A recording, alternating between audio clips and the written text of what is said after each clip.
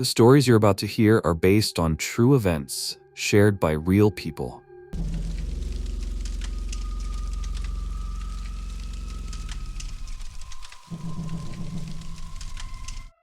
In 2022, I got bored and decided to try out Tinder. I'd had no luck finding any potential long-term partners, so I thought, hey, I'm 18 now, no harm in trying it. I set up my profile and uploaded several pictures, including one of me standing in front of my old car. It had no identifying features visible, so it couldn't be traced. After a few awkward conversations, I matched with a guy called Liam. He genuinely loved talking to me and said he was 21. We spoke for a few days, but then he started asking very sexual, dark questions, telling me about BDSM and how he'd like to do that with me. I blocked him immediately, as he was making me feel uncomfortable, and I had a gut feeling something was off. Right after I blocked him, I started getting friend and follower requests from Liam. But here's where it got creepy. He even tried to follow me on accounts I'd made completely anonymous, and I realized he'd been following my then anonymous TikTok for 6 months. I messaged him, begged him to leave me alone, and told him he was making me uncomfortable. He did not stop. He sent me the full registration details for my old car and told me he knew what street I lived on. He was trying his hardest not to break into my house and get me. He said he'd seen me on the street and resisted the urge to snog me. He listed every place he'd seen me over the last few months and warned that if I didn't accept him, he'd make me accept him. This really freaked me out. I blocked him everywhere and posted his details on my Instagram story to see if any of my friends knew anything. One friend immediately told me they knew exactly who he was. He'd been chased out of another town for being touchy-feely with underage girls and college students. He'd been kicked out of college for it and was facing rape charges. His family had thrown him out, so he was sleeping rough and keeping a low profile. Anyone who vaguely recognized him would beat him up. At the time, I didn't pursue it further, but just 2 weeks after what he did to me, he was run out of my town for sexually assaulting an underage girl. Last I heard, he was in a larger city, but I haven't heard what happened with his rape charge. That was the only time I ever used Tinder. That experience was enough.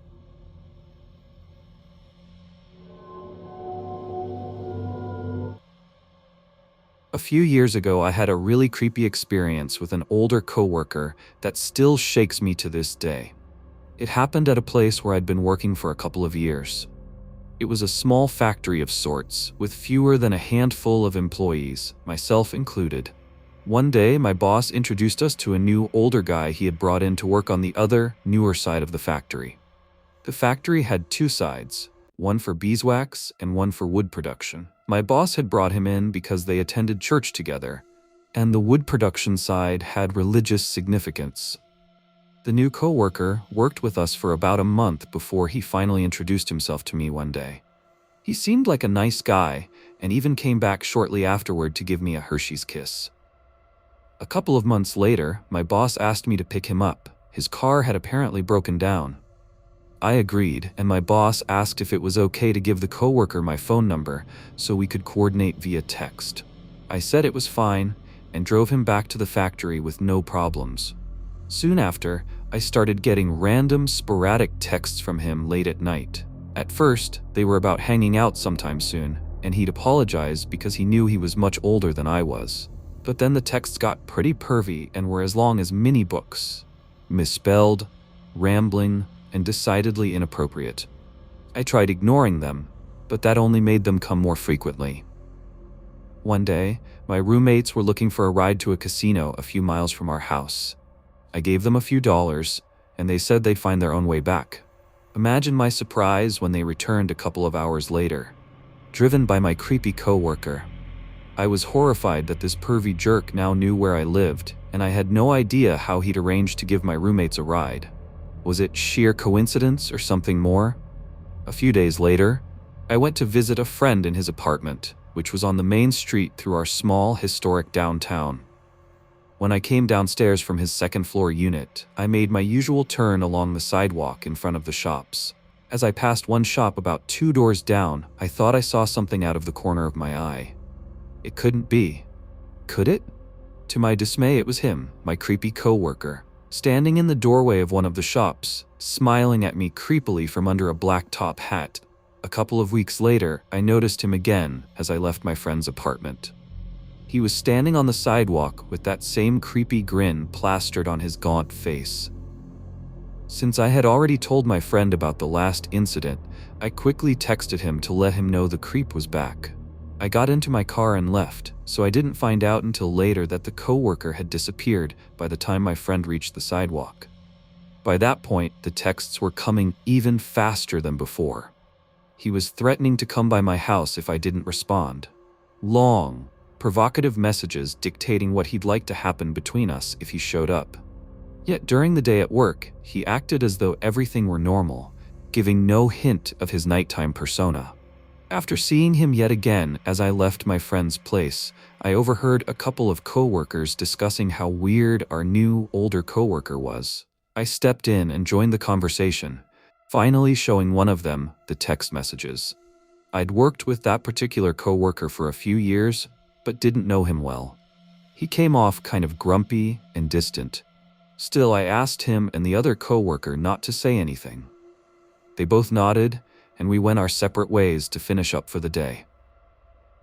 The next morning, my boss immediately called me into his office. He told me he'd been informed of the situation and wanted to see my phone to read the texts. I told him I didn't really want to get anyone in trouble, but he said that was beside the point. This needed to be addressed. He also stated that my coworker had no right to be texting me or talking to me in that way. The boss must have had a serious talk with him, because the texts stopped after that.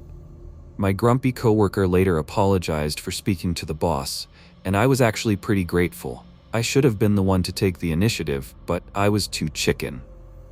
Fortunately, life went on as usual, and everyone acted as though nothing had happened. Well, I can't really say that, because that situation actually caused the grumpy coworker and me to talk more, and we started dating. We were together for about 3 years, and then got married. So, creepy old coworker, I sincerely hope our paths never cross again. My husband would definitely have something to say about it.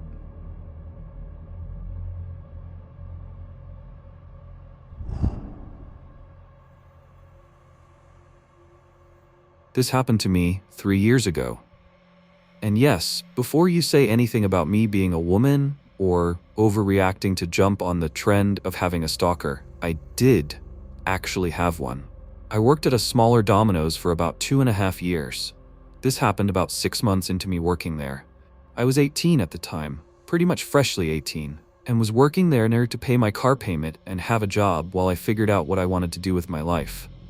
I was working a night shift with my boss, assistant manager, and a few others. My shift started at 4 in the afternoon and went until midnight, so I was a closer. About an hour into my shift, a man parked a white truck outside and walked into the building. I was working the front, so I greeted him and asked if he had an order placed already. He said yes and told me his name. His order wasn't ready yet, so I told him it would be a few minutes. Now to me, everyone looks tall. I'm 5'2", but this man was tall. I'd guess around 6'4". He looked older, like late 20s to early 30s, was heavyset, white, and wearing a Wendy's uniform. Being the typically friendly person I am, I made conversation and asked if he worked at the Wendy's across the street, as I used to work there. He gave me a smile and said, "Shame. Wish you still worked there, for my sake." That struck me as odd. His tone definitely sounded flirtatious, but I didn't want to jump to conclusions. After a bit more small talk, I gave him his pizza and told him to have a nice night.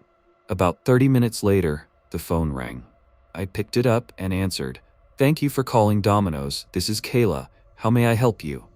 "Oh, the cute redhead that just helped me out?" My heart dropped. My suspicions were confirmed. He asked me for my number, and I told him no thank you, that I wasn't willing to give out that information. I told him to have a good day and hung up. I hoped that would be the end of it. To be safe, I let both my boss and assistant manager know what had happened and that I was uncomfortable. Luckily, they completely understood. My boss even made a comment like, "Not saying this is a bad thing, but you barely look 16. He almost sounds like a pedophile." Now, from an outside perspective, maybe he was just being friendly. I get that. And yeah, at that point maybe I was overreacting. But I was uncomfortable. Period. Fast forward to about 10 p.m. A white truck pulled into the parking lot. The same man got out. I immediately turned to my assistant manager, and she pulled me into the back office so he couldn't see me. My boss approached the guy and asked what he needed, but the guy kept looking around, clearly trying to find me. I could see this from the office window, which acted like a sort of one-way mirror. I started crying. My manager hugged me and told me she wasn't going to let anything happen to me. She's a big girl, not heavy, just stronger and more built than I am. My boss told the guy, "Look man, she's already rejected you. I'm not letting you see or talk to her. Get out of my store, because if you can't tell, she's fucking uncomfortable." The guy's face twisted in anger, and he stormed out. He climbed into his truck, backed out so fast he spun his tires, and squealed off down the road. I let out a sigh of relief. My boss came to the back to check on me and let me know I was safe. He told me to take my time to clean up and that I could go home early. Because yeah, that was a lot to deal with. Then he went back to run the store. My manager and I sat and talked. She tried to make me laugh a bit while I calmed down. Then the office phone rang. My manager answered. Later, I found out it was one of our delivery drivers. He had called to ask what kind of vehicle the guy drove. She told him it was a white truck, and he said the guy was driving around the parking lot, circling it, waiting for me to leave. My manager said, "Oh, fuck no." By the time I said, "What?" she was already up, taser in hand, running out of the office toward the front door. She ran outside and made the taser go off, that loud, unmistakable zapping sound. The guy peeled out of the parking lot and sped off down the street. At this point, I called my dad. He was across the street at a bar. He's not an alcoholic. He just enjoys throwing darts on a Friday night. I told him to come to my work and follow me home because this creepy guy was seriously freaking me out. Pretty quickly, my dad got there. He gave me his keys and told me to drive his car and he'd drive mine, just in case the guy knew what car I drove. I drove home without any issues, but I barely slept that night. For the next month, that guy would park in the lot next to mine for hours, waiting for me to leave the store. I never did while he was there. Eventually, he stopped parking and just started circling the lot and building a few times a day. 3 months later, it finally stopped. Nothing has happened since. If you're going to take anything from this, let it be this. Even with very little initial interaction, my gut was right. That man was dangerous.